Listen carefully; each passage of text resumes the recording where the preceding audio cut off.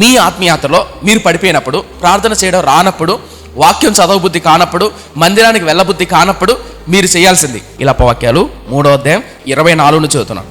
యెహోవా నా భాగమని నేను అనుకొనుచున్నాను, ఆయన యందు నేను నమ్మిక ఉంచి ఉన్నాను. తన్ను ఆశ్రయించు వారి ఎడల యెహోవా దయాళుడు, తన్ను వెతుకు వారి ఎడల ఆయన డాష్ దయచూపువాడు. ఈ మాట నాకు చాలా ఇంపార్టెంట్. రొచ్చులో పడినప్పుడు, పాపంలో పడినప్పుడు, దిగజారిపోయినప్పుడు ఆ క్షణంలో కూడా నాకు దయ చూపుతాడు, నన్ను క్షమిస్తాడు, నన్ను లేవనెత్తుతాడు అని వెతకాలి. వెతకబుద్ధి కాదు మనసు. ఎందుకు వెతకబుద్ధి కాదు? సాతాను నీలో ఒక ఆలోచన పుట్టిస్తాడు. ఏంటి ఆలోచన?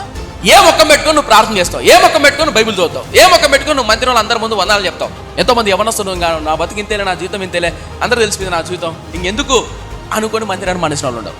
అలా దేవుని సన్నిధి ప్రార్థన చేయడం, వాక్యం చదవడం ఇంకా భ్రష్టతనికి వెళ్ళిపోతావు. వాస్తవానికి ఏం చేయాలి తెలుసా?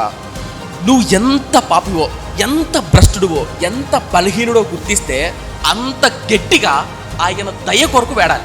నా పాయింట్ మీకు అర్థమవుతుందా? దావీదు కుమారుడా నన్ను కరుణించు, మీరా గుడ్డోడా అన్నారా? అప్పుడు ఒక మాట ఉన్నదాడా, వాడు మరీ బిగ్గరగా ఉంటది. అందుకని భక్తుడు ఏమంటున్నాడు? యెహోవా నా భాగమని నేను అనుకొనుచున్నాను. అయ్యా నువ్వు నా భాగమయ్యా, ఆయన కొరకు ఎదురు చూసి వారి పట్ల దయచూపువాడు. నువ్వు దయచూపువాడు అని నీ పాదాల యొద్ద కట్టుతున్నానయ్యా. నీ నీతిమంతుడని రాలా, దయ చూపిస్తావని వస్తున్నా. తిరిగి నన్ను లేవనెత్తి నా భవిష్యత్తును కడతావనయ్యా. ఈ మనసు కావాలి.